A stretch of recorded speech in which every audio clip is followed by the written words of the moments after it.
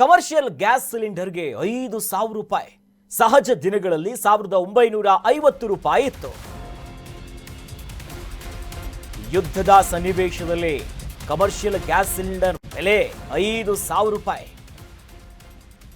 ಸಾಧಾರಣ ದಿನಗಳಲ್ಲಿ 1,950 ರೂಪಾಯಿ ಇದ್ದಂತ ಸಿಲಿಂಡರ್ ಈಗ ನಿನ್ನೆಯಿಂದ 5,000 ರೂಪಾಯಿ ಕೊಡಿ ಅಂತ ಡಿಮ್ಯಾಂಡ್ ಮಾಡ್ತಿದ್ದಾರೆ. ಕಾಳ ಸಂತೆಯಲ್ಲಿ ಗ್ಯಾಸ್ ಸಿಲಿಂಡರ್ಗೆ ಸಿಕ್ಕಾಪಟ್ಟೆ ಬೇಡಿಕೆ.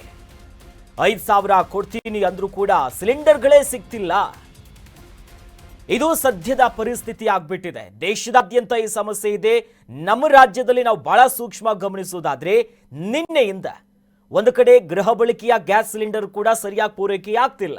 ಅದರ ನಡುವೆ ಉದ್ಯಮಗಳಲ್ಲಿ ವಾಣಿಜ್ಯ ಪರ್ಪಸ್ಸಿಗೋಸ್ಕರ ಬಳಕೆ ಮಾಡುವಂತ ಈ ಕಮರ್ಷಿಯಲ್ ಗ್ಯಾಸ್ ಸಿಲಿಂಡರ್ ಏನಿದೆಯಲ್ಲ, ಬರೋಬ್ಬರಿ 5,000 ರೂಪಾಯಿ ಡಿಮ್ಯಾಂಡ್ ಮಾಡ್ತಿದ್ದಾರೆ.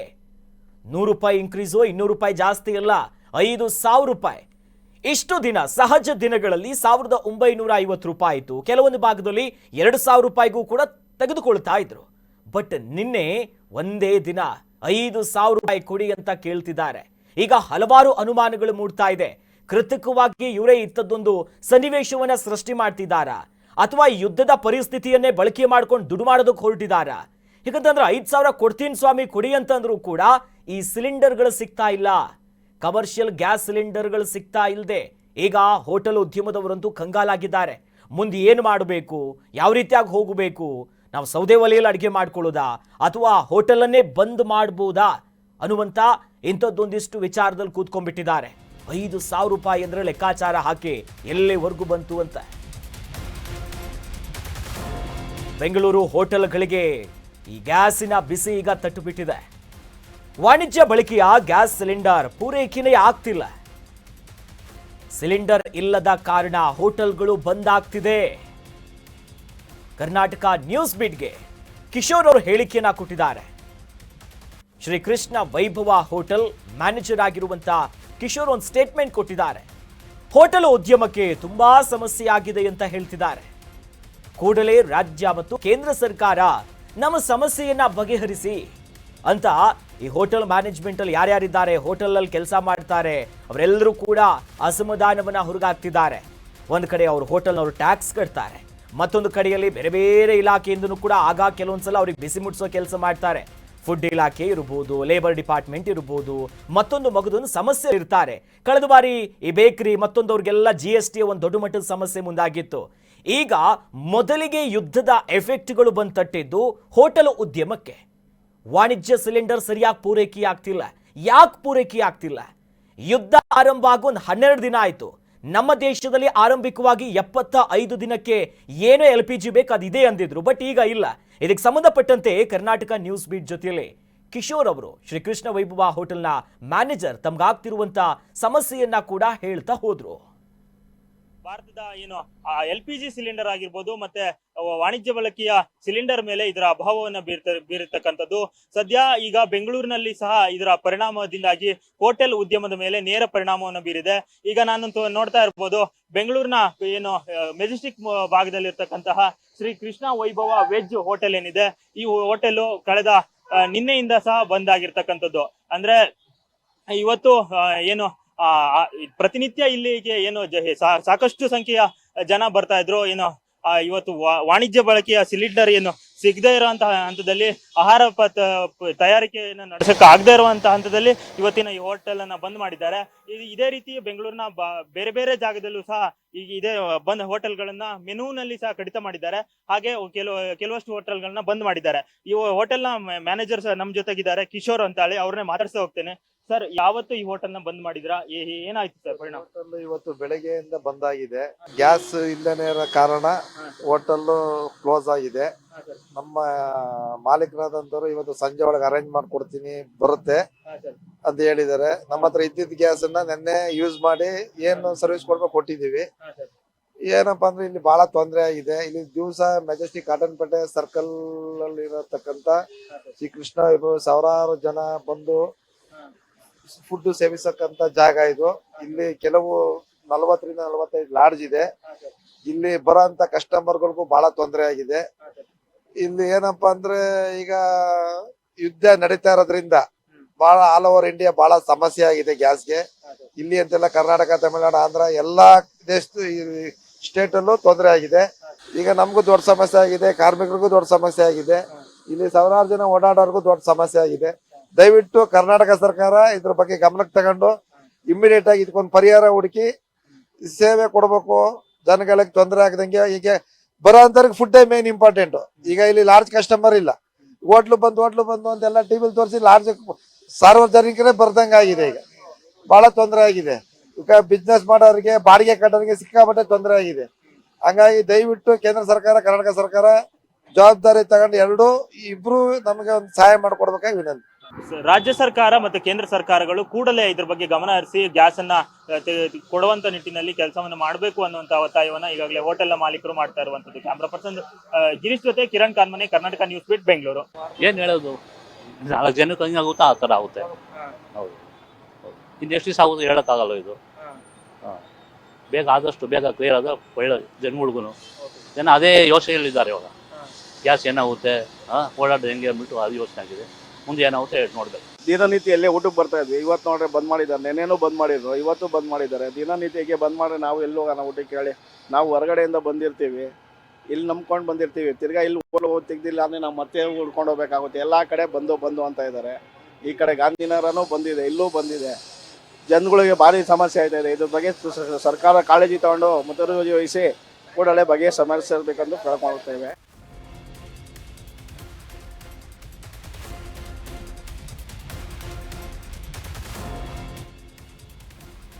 ಗ್ಯಾಸ್ ಸಿಲಿಂಡರ್ಗಳು ಪೂರೈಕೆಯಾಗದಂಥ ಹಿನ್ನೆಲೆಯಲ್ಲಿ ಇವತ್ತು ಬಹುತೇಕ ಅನೇಕ ಹೋಟೆಲ್ಗಳು ಸೌದೆ ಒಲೆಯ ಮೊರೆ ಹೋಗ್ಬಿಟ್ಟಿದ್ದಾರೆ.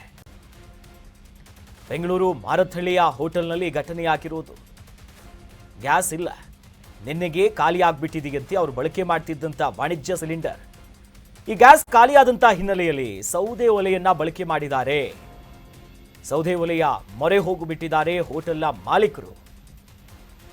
ಮಾರತ್ಹಳ್ಳಿಯಲ್ಲಿ ಈಗಾಗಲೇ 5 ಹೋಟೆಲ್ಗಳನ್ನ ಬಂದ್ ಮಾಡಲಾಗಿದೆ ಸಿಲಿಂಡರ್ ಇಲ್ಲ ಅಂತ. ಅದರ ಜೊತೆಯಲ್ಲಿ ನೋಡಿ, ಅವರು ಕೂಡ ಬಂಡವಾಳ ಹಾಕಿರ್ತಾರೆ, ಅನೇಕ ಕಾರ್ಮಿಕರು ಅಲ್ಲಿ ಕೆಲಸ ಮಾಡ್ತಿರ್ತಾರೆ, ಅನೇಕ ಸಾರ್ವಜನಿಕರು ದಿನನಿತ್ಯ ಒಂದು ಹೋಟೆಲ್ಗೆ ಹೋಗ್ತೀವಿ, ಅಲ್ಲೇ ಊಟ ಮಾಡ್ತೀವಿ ಅಂತ ಒಂದಿಷ್ಟು ಅಂದಾಜು ಹಾಕಿರ್ತಾರೆ. ಬಂದವ್ರನ್ನ ಹಾಗೆ ಕಳಿಸೋದಕ್ಕಾಗ್ತಿಲ್ಲ. ದೃಶ್ಯದಲ್ಲಿ ಗಮನಿಸ್ತಾ ಇದ್ದೀವಲ್ಲ, ಇದು ಬೆಂಗಳೂರಿನ ಮಾರತ್ಹಳ್ಳಿಯ ಭಾಗದಲ್ಲಿ ಕೆಲ ಹೋಟೆಲ್ನಲ್ಲಿ ಸಿಲಿಂಡರ್ ಸಿಗದೇ ಇರುವಂಥ ಕಾರಣಕ್ಕೆ ಅವರು ವಡೆ ಗಿಡೆ ಮತ್ತೊಂದು ಎಲ್ಲ ಅಡಿಗೆಯನ್ನ ಸೌದೆ ಒಲೆಯ ಮೂಲಕವಾಗಿ ಈಗ ಮಾಡ್ತಿರುವಂಥ ದೃಶ್ಯಾವಳಿಗಳು ಕಂಡು ಬರ್ತಿದೆ. ಈಗ ಅವರೆಲ್ಲರೂ ಕೂಡ ಅಸಮಾಧಾನ ಹೊರಗಾಗ್ತಿದ್ದಾರೆ. ಕೇಂದ್ರ ಸರ್ಕಾರ, ರಾಜ್ಯ ಸರ್ಕಾರ ಈ ಕೂಡಲೇ ಒಂದು ಕ್ರಮ ತೆಕ್ಕೊಳ್ಳಿ ಅಂತ. ಯಾಕಂತಂದ್ರೆ ನಿನ್ನೆನೆ ಆ ಭಾಗದಲ್ಲಿ ಸುಮಾರು ಒಂದು 5ಕ್ಕೂ ಹೆಚ್ಚು ಹೋಟೆಲ್ಗಳನ್ನ ಬಂದ್ ಮಾಡಲಾಗಿತ್ತು. ಇವತ್ತು ಸಿಲಿಂಡರ್ ಇಲ್ಲದೆ ಮತ್ತೆ ಕಟ್ಟಿಗೆಗಳನ್ನ ಬಳಕೆ ಮಾಡಿಕೊಂಡು ಸೌದೆ ಒಲೆಯ ಮೂಲಕವಾಗಿಯೇ ಈಗ ಅಡಿಗೆ ಮಾಡ್ತಿದ್ದಾರೆ.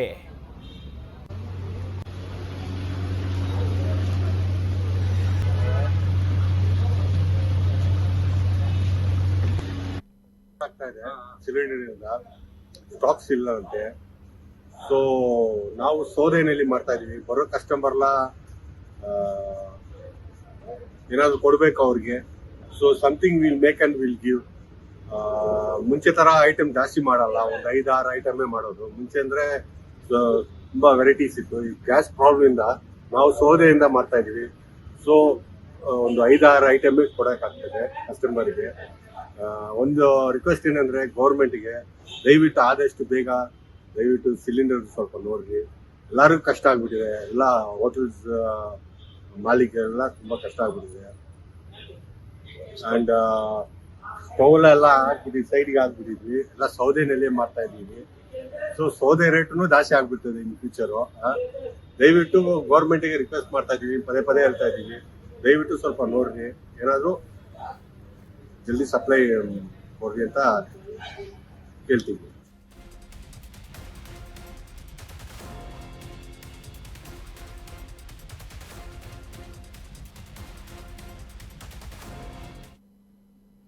ವಾಣಿಜ್ಯ ಬಳಕೆಯ ಗ್ಯಾಸ್ ಸಿಲಿಂಡರ್ ಕೊರತೆಯ ಹಿನ್ನೆಲೆಯಲ್ಲಿ ಇದರ ಎಫೆಕ್ಟ್ ಈಗ ವೃದ್ಧಾಶ್ರಮಕ್ಕೂ ಕೂಡ ತಟ್ಟುಬಿಟ್ಟಿದೆ. ಸರಿಯಾಗಿ ಕಮರ್ಷಿಯಲ್ ಗ್ಯಾಸ್ ಸಿಲಿಂಡರ್ಗಳ ಕೊರತೆ ಏನಾಗ್ತಿದೆಯಲ್ಲ, ಅದರ ಎಫೆಕ್ಟ್ ವೃದ್ಧಾಶ್ರಮಕ್ಕೂ ಕೂಡ ತಟ್ತಾ ಇದೆ. ಸಿಲಿಂಡರ್ ಇಲ್ಲ ಅಲ್ಲಿ.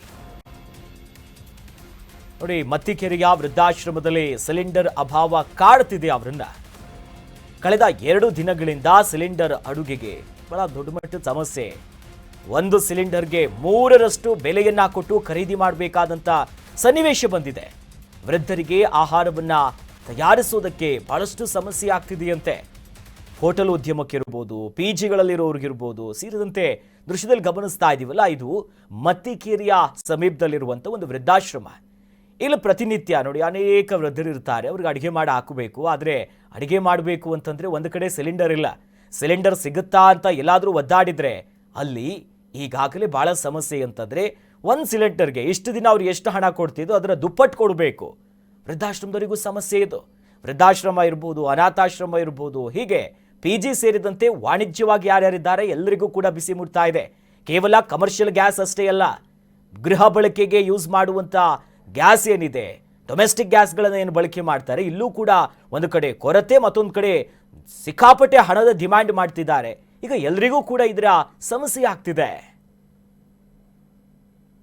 ಒಂದು ಸಿಲಿಂಡ್ರು ಕಮರ್ಷಿಯಲ್ 115 ರೂಪಾಯಿ ಜಾಸ್ತಿ ಮಾಡಿದ್ದಾರೆ. ತುಂಬ ನೋವಾಗ್ತಾ ಇದೆ. ಆ 115 ರೂಪಾಯಿ ಕೊಟ್ಟರು ಎಕ್ಸ್ಟ್ರಾ ಸಿಗ್ತಾ ಇಲ್ಲ. ಈಗ ಆ ಥರ ಡಿಮ್ಯಾಂಡ್ ಆಗೋಗ್ಬಿಟ್ಟಿದೆ. ಈಗ ಕ್ರಿಯೇಟ್ ಮಾಡಿಬಿಟ್ಟಿದ್ದಾರೆ ಎಲ್ಲ ಪೂರ್ತಿ. ಇವಾಗ 60 ರೂಪಾಯಿ ಮನೆ ಸಿಲಿಂಡರ್ ಮಾಡಿದ್ದಾರೆ.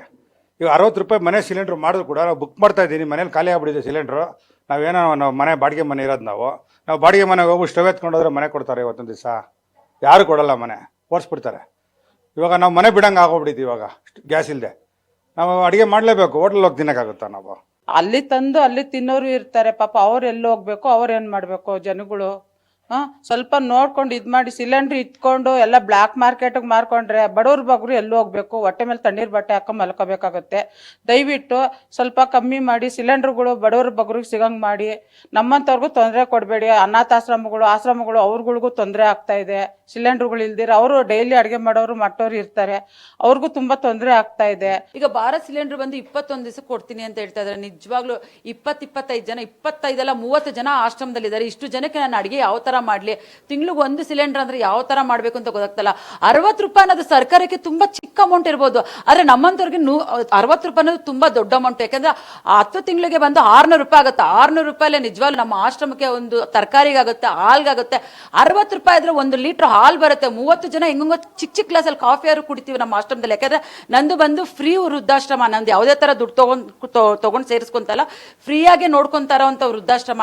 ಸೊ ಈ ಥರ ಆಶ್ರಮ ಇರ್ಬೇಕಾದ್ರೆ ನೀವು ಈ ಥರ ಎಲ್ಲ ಗ್ಯಾಸ್ ಬೆಲೆ ಎಲ್ಲ ಜಾಸ್ತಿ ಮಾಡಿದ್ರೆ ಏನು ಹೇಳಬೇಕು? ದಯವಿಟ್ಟು ಸರ್ಕಾರದವರು ಈ ಮನವಿನ ವಾಪಸ್ ತಗೋಬೇಕು. ದಯವಿಟ್ಟು ಸಿಲಿಂಡರ್ ಮೇಲೆ ಏನೊಂದು ದಬ್ಬಾಳಿಕೆ, ಏನೊಂದು ರೇಟ್ ಹೆಚ್ಚಿಸಿದ್ದೀರಾ ಅದನ್ನ ದಯಮಾಡಿ ಕೈ ಮುಗಿದು ಕೇಳ್ಕೊಂತೀನಿ. ನೀವು ರಿಟರ್ನ್ ಆಗಿ ತಗೋಬೇಕು ಅಂತ ಕೇಳ್ಕೊಂಡು ಮನವಿ ಮಾಡ್ಕೊತಾ ಇದ್ದೀನಿ.